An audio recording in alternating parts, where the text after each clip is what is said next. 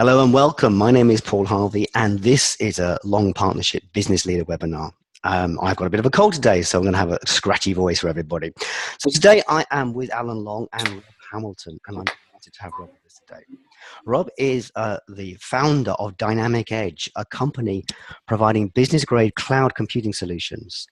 The business evolved over the past 5 years and has now 26 staff supporting over 250 clients worldwide, and his offices in Aberdeen and Inverness. The core of business is focused on managed IT services and products and solutions that give companies a competitive edge. They're a service-based business, and the key focus is looking to develop long-term relationships with clients and becoming the trusted technology partner. Really interesting for us to talk to you today, Rob. Rob is also an active member in BNI, and is the executive director of BNI UK in Ireland. And it's an active member. It's becoming one of the world's largest networking organizations. What was interesting for me is when I researched Rob a little bit, I used the LinkedIn platform. Used the LinkedIn platform. And what was interesting was what people said about Rob and more about what he said about himself. Oh. Hopefully Rob will rejoin us in a moment. Peter Stewart, I've known Peter Stewart for many, many years. He's a friend of mine from Toastmasters, and he's obviously known Rob for a while. And he said, I've known Rob for over the years now through my networking group in BNI. If I could sum up in one word, it will be passionate. So, Rob, I'm looking forward to hear passionate today. Please tell us a bit more about yourself. Hello, Rob. Yeah, where do you want me to start, Paul? Just tell us a little bit about, how you started Dynamic Edge and what brought you to that place, really. Why did you do it? Yeah, I've always been a lot of entrepreneurial, looking for some opportunity to do more and effectively stop working for the man, as it were. So back in 2008, Microsoft announced they were investing $9 billion globally in cloud services. We take it right to the table in terms of business-grade cloud services. I saw that as an opportunity to do my own thing. So a preparation, it was 6 months in terms of the business plan and so forth. I started Dynamic Edge in May 2009. Proper startup. I mean, left the job, previous role on the Friday afternoon and started on the Monday. No clients, effectively. I did have a plan in place, but it's just a question of following that through. And that's us 7 years down the line, effectively. Right. And did it go as the plan? Was it a plan you started and went, wow, it's just go? Well, I guess there must be. Well, no, if I dug the business plan out and had a look at it, it would be nothing like the business the way it is just now. It's absolutely nothing like it. And that's the whole thing around business plans. I don't believe there should be static documents that you keep and can refer to now and then. They need to be, pardon the pun, quite dynamic and ability to change in this if market forces change, and particularly our market where technology is changing at an astounding rate. Business plans now, I generally do them in spreadsheets. There's more online, so I can change things quickly on the fly, and I can really work from those. I find those a lot better. But yeah, it's certainly nothing like I envisaged in terms of our market and where we are. So yeah, in a good way. I always think that when you launch out on your own, it's a bit like walking off a cliff in the dark. Exactly like that. You don't know whether you're going to fall 6 inches or 600 feet. And you just launch yourself out there in the hope that it's going to work. But it's also about that preparation and planning, because if you've got that right structure in place, invariably it's going to be 6 inches rather than 600 feet, which is a much nicer jump. Indeed. I've always had plan Bs, plan Cs and plan Ds in the back of my mind, and I question myself regularly, but well, if we do make this decision, something doesn't happen, then we've got an option here. So we kind of run the business like that, as it stands just now. So there is always something around there. But I think I've always been quite driven, and certainly when you start a business, on day one, a mortgage to pay, and my wife's pregnant with her third child. There's certain drivers to get out there and absolutely delivered. So other factors come into them. But I've never been shy to get out and meet people, tell them the story, what it's all about, what we're doing, what we can offer, and so forth, and getting in front of people has been absolutely critical to the growth of our business over that period. Is that a business strategy? Because I'm just thinking about this, that when I launched out on my own, my wife was pregnant with our fourth child. Right. So is this the frightener that drives you forward and makes you put in the hours? A bit of that. Certainly my father comes from a strong work ethic, and that was instilled in me, and kind of putting in the hours. I mean, I'll regularly, needs must, and it's not all the time, I'll regularly do 60, 70-hour weeks, you know. There's something to be an eye thing, being early in the morning and so forth. Those hours can mount up, but I've never been adverse to kind of getting to where I want to be with regard to that. So, but yes, the personal circumstances that you need to get out there and graft, then get out there and graft. But there has to be a why, doesn't there? There has to be a why do you get out of bed and do that? You know, I mean, it can be obviously that there is that driver, the family driver. Yeah. But I've always been in jobs that I enjoy. When the alarm goes off in the morning, getting out, and I know what I'm doing that day, and I do enjoy going to work. I've always been that way inclined. If there was a job that I didn't enjoy doing it, I certainly wouldn't be doing it. I'm not that kind of person at all. And today, I still enjoy getting up in the morning. I still enjoy meeting business owners, talking to them about their businesses, how we can help if possible, and so forth. And I do enjoy that. I have no problem at all. That's really what drives me forward. I think also there's a tremendous drive when you feel you're building something. Absolutely, and I think, Alan, you're probably the same as me. You'll probably look at the growth of the long partnership, and you'll probably identify milestones, decisions that you made during the journey, and think, oh, we made the right decision there, or perhaps we made the wrong decision. But it's a learning curve right the way through as well. But, it's constantly building up experience, and the important thing is you make decisions. Yes. Whether they're right or wrong. Yeah. If they're wrong, you can always change them. I mean, we are still a relatively small business, but I started out in the chief exec position now, and my managing director, Stuart Winterberg, who's got a stake in the business now, he invested in it, and he saw what I was trying to achieve. Certain things the decision we made 2 years ago was identified that me doing the managing director role, which included being HR director, operations, finance, the whole shooting match, wasn't best use of my time. I'm a business development professional. That's where my value is with the company. Stuart and I made a decision that he'd become MD, he'd look after that stuff, and allow me to go out and focus on growing the business. And that decision we made 2 years ago, put that in place, it's been huge for us in terms of identifying who's best at what within the business. But I think that's the mark of a growing and developing business, is that you do identify the fact that there are key areas that you need to concentrate on, the things only you can do, rather than you doing everything. We've gone through the same process, and so we've split our responsibilities now, and it's enabled our business to develop much, much faster. I'd agree with you there.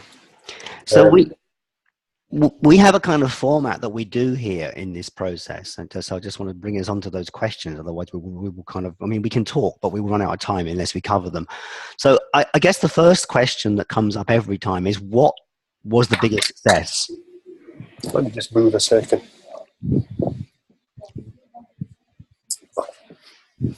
Say that again, the biggest success. Yeah, what was the biggest success? On the journey so far? Yeah.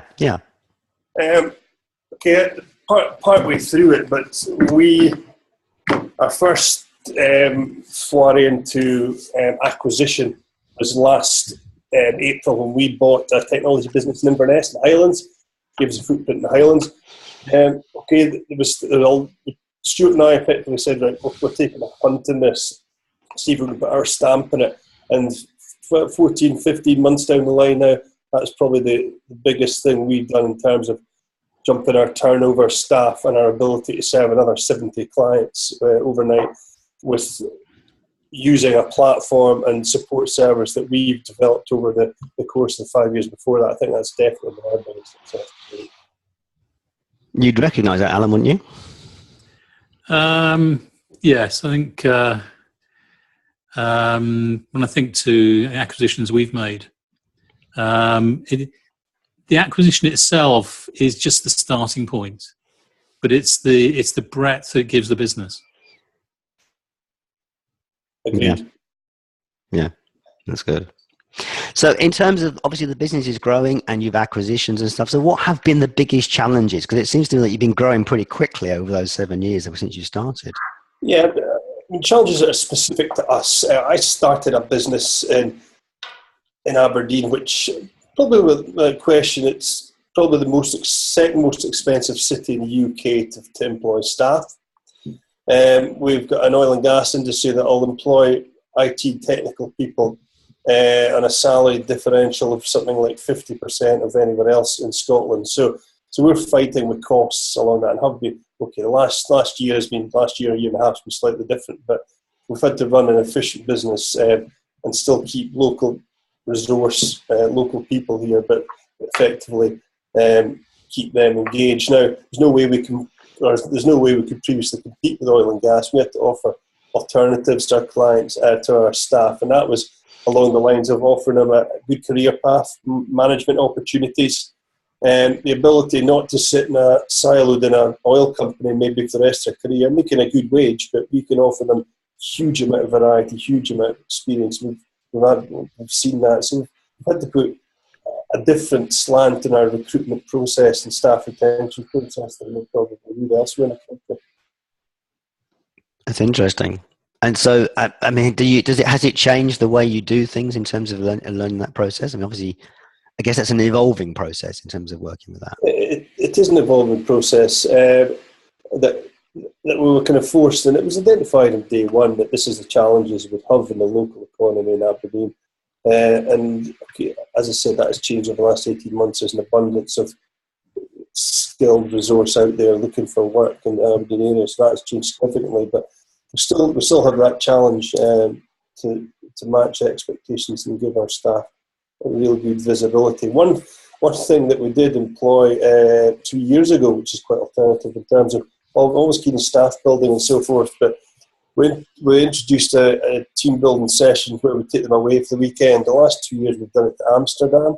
Now, it may sound like a jolly with the team, but it's far from that. We have team building events throughout the day and so forth. We have a dinner at night, but there's a real structure in place to get them all working with each other. And the feedback we've had from that, it's not a huge cost to the business, but the feedback we've had from it over the last few years has been invaluable, and the guys really look forward to that weekend that we all go away together, and it's a really good time for everybody, regardless of which office they're in, to go and mix with other people. There's a good opportunity, good learning opportunities, those sort of things, because you see someone outside of the normal environment and you learn so much more about someone and you learn how they tick a bit. And so when you're back in the working environment, you kind of have a different approach to them, and that's why it works so well. It's very well documented. Absolutely, yeah. I think the other thing you find with those sorts of things is who doesn't fit. Yes. So at the end of the day, you're building a stronger team. Yes, that's exactly what it's all about. And we do encourage them. We're a fairly young workforce, as you'd probably expect in a technology business. So we do encourage them to socialise out with the office environment. They do that a lot. They're all interconnected on various social media platforms, and I see what's been said. There's a lot outside of work that they've got a good repertoire going, and I think that's half the battle. I want my staff, same as I do, coming into work on a Monday morning and looking forward to the week ahead, looking forward to what opportunities exist, what challenges exist, and so forth. Yes, I heard somebody talking about alarm clocks, saying the alarm clock should never be called an alarm clock. Oh, I seem to have lost him a bit. He's back again. It should never be called an alarm clock. It should be called an opportunity clock. Absolutely.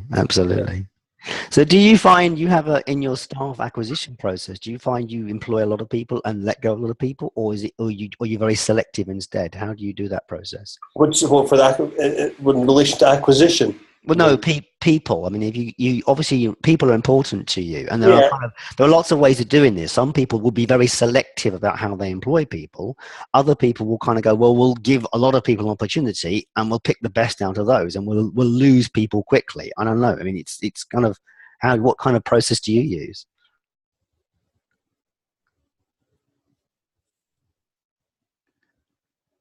You've gone all quiet on me, Rob. I think we've got connection problems. Can you still hear me, Alan? Yeah. You're probably using Wi-Fi, I think, and that's why we're getting some connection problems.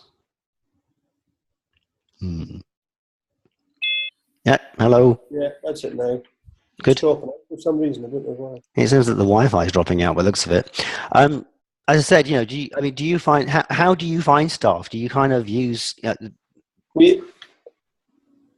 how do you find them? Do you use professional companies? Do you find yourself? I've used professional companies, but it'd be remiss of me to go into talking about agents. No, of course no. Now, but I don't think they do a huge amount, But what we've employed in the past is a recommendation we find is great. So we'll let our staff know if they're recommending something to come to business. We will reward them for that as a cash incentive. Also with our clients, if they know anybody out there that would be suitable for Dynamic Edge as a business, we encourage them to introduce them as well. So we think introductions are great. It's a fairly, certainly across North of Scotland, it's a fairly small technical business community, and you generally know someone that knows someone else. So we've also advertised in public forums and LinkedIn and so forth, and we've had increasing interest from those kind of areas. But generally speaking, ideally, it would be someone that comes in recommendation is what we're looking for. Mm-hmm. That's going to be pretty much like us, because everybody in the business knows if we've got a spare desk, and we've had some very good people come in, been recommended by clients, or it's been other members of staff. I'd much rather that than advertising in papers and that sort of thing. We tried LinkedIn, hasn't really worked that well for us. Various other sort of online sources. This is really recommendations and people who just apply out of the blue. Mm-hmm. Mm-hmm. So what's the future for the business? What's the future for you? I mean, we're absolutely looking at geographical growth. So remiss me not to say we're now speaking to people in the Fife Tayside area, potential acquisitions again in the central belt of Scotland. We believe we call it the engine room, the way the guys work together, the process between our first, second, third line engineers and the support level we provide our clients. Very much all in a box, fixed prices is what we can do for you. And the model we've got there differs from a lot of the traditional IT service companies. And we know if we look at acquiring a traditional IT service company, we can turn it around and provide a real good service. And that's what we're looking at, identifying potential acquisitions in those geographies across Scotland at this stage anyway. Sounds exciting. With the acquisition of the Highlands element as well, the guys up there have given us a whole software development capability. So it's been really something we weren't sure about initially, but it's been really good for us. The team up there and some of the work they do in terms of application development, CRM, bespoke websites is huge. And no, we didn't have that capability before, but on acquiring them, it gives us the ability to go back to 200 plus clients and say, we've now got this new service here.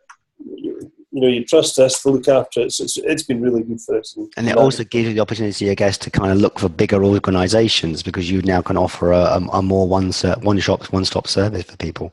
Absolutely. I mean, we believe we can offer real value in terms of being technology partners with organisations, probably between 20 and 1,000 PC/Mac users. That's where we believe we fit best, And there are other smaller organisations that can help to kind of up to 20, 25 staff type level and provide more value. So that's kind of where we fit.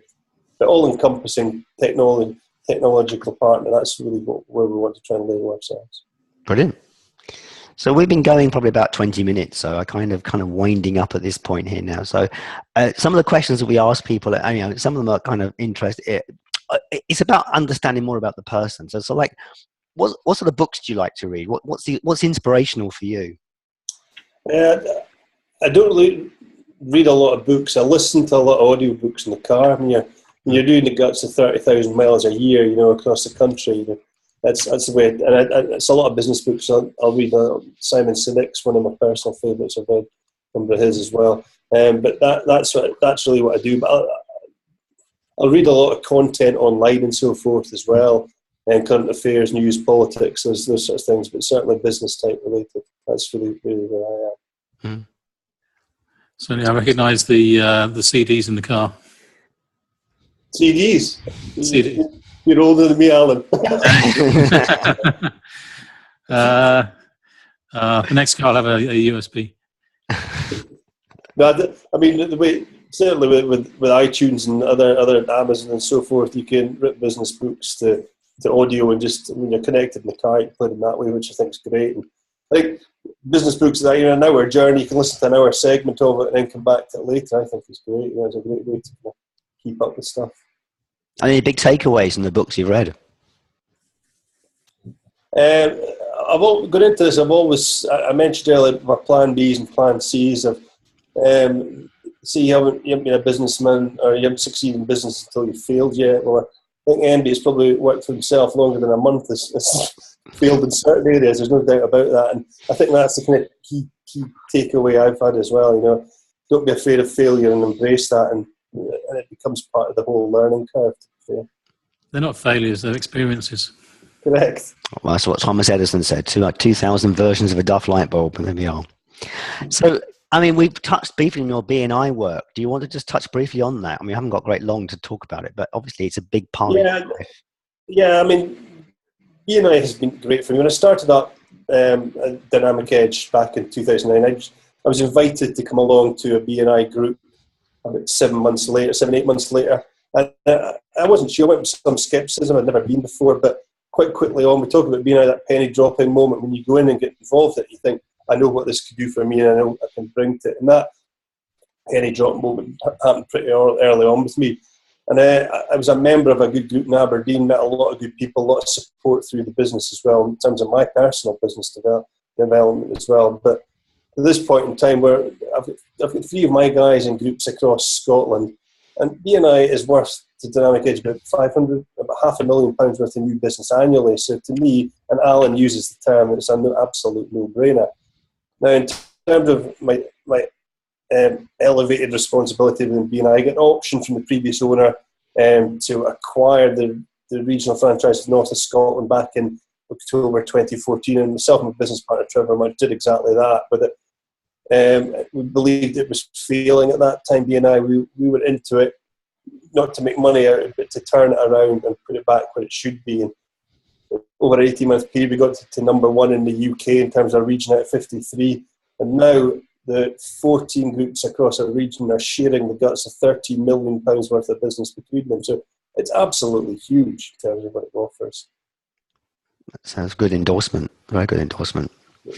So to wind up, there's one question I always ask everybody that we bring on here, which is a difficult question in some ways because it's open to you. Is there something I haven't asked you that you think is important to say? Now, what haven't I asked you? You haven't asked me what is the biggest trait of being an entrepreneur. What is of running your own business? What is the best skill that a person like that should have? What is it then? The answer to that, the ability to sell and respect the science of selling. All too often in the UK, we still don't, even at university degrees and so forth, we still don't have a sales science degree or anything like that. There's a lot of ad hoc training around that. I think it's sad in the UK that a person that's running a sales job is still tainted with that car salesman, window sales, double glazing salesman type image, which is not the case. Where if you go to the States, a professional salesperson is treated with the same regard as a doctor or a lawyer because of what they do. I think it's not great in the UK that there's that image, but to be an entrepreneur, you have to be able to sell and develop your business to people and get people to buy from you. So to me, that is the biggest skill I think an entrepreneur has to have. Absolutely. I think you're absolutely right with that because, as you say, somebody who describes themselves as a salesman, they're almost sort of second-class citizens. Mm-hmm. But actually, if you can't sell, you have no business. Correct. And I always, I like to think I can sell, and I quite enjoy that side of the business. I think you can get a lot of enjoyment just out of that interaction with other people in business, and just going through that sales process. Yeah, absolutely. And it's Okay. a science. I firmly believe it's a science. I've read, I don't know if you've read like some Miller Hyman or anything like that, which talks about the flag 7-stage process to sales and that. I've studied all of that stuff in the past and implemented it in my working life. I think it's huge, hugely powerful. Can you say that name again? Because we lost the first part of his name. Miller Hyman. That's interesting. I'm gonna look it up. Great. Well, that's really been really interesting. I agree with you on the sales side. I think definitely there's a definite negative towards the idea of selling in this country. But I also think part of that has been caused by the cowboys in those industries. I mean, we're all getting the bloody PPI calls. We're all getting the it's those people that really give the sales industry a bad name. And it's when someone meets a good salesperson that's when they have a change of experience. And sadly, those kind of people are few and far between because, as you say, there's no training in it. Absolutely. No training in it. But as someone, I remember an after-dinner speaker, a guy called Jeff Birch, always says, "We just lost the bloody art to sell." He said, because, when you were 5 or 6, he said, "Dad, can I have an ice cream?" No, you can't have an ice cream. "Dad, can I have an ice cream?" "Oh, don't tell your mother." You learnt to sell to your dad at 5. Yeah. But you lost it somewhere along the lines, Yeah, exactly. Off a bit of a tangent here, I don't know if you've heard the Ford advertising campaign. They call it #unlearn negotiation. Have you heard that at all? No, I haven't. Tell us more. This is Ford Motor Company are suggesting to people, I don't know if we've all got zips up the back of it, that when you come to buy a Ford from us, you don't need to negotiate because we're giving you the best deal anyway. Okay. Unlearn negotiation is what they're trying to promote. Okay. Which is bizarre in my mind. Totally bizarre. But Ford haven't been known for the best advertising over the years, so I don't suppose this is any different. Yeah. Anyway, Alan, do you have anything to add to our conversation today? No, I don't think so. I only to say that, as Rob says, BNI.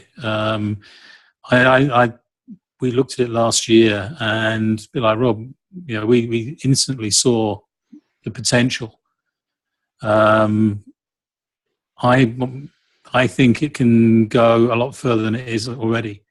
I'm not sure how far north it can go, but we'll see.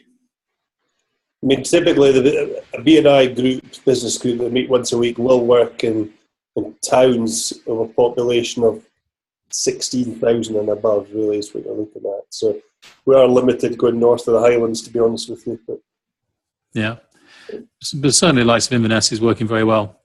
Yeah. And the whole concept of it works. I think works well. Yeah. Good. Right. Well, thank you very much for your time today, Rob. It's been great to catch up with you. Sorry, the technology was difficult for the time being, but I guess that's the life of technology. And thank you very much for this, and all the best in the future. Appreciate it, Paul, Alan. Thank you very much. Right. Thank you.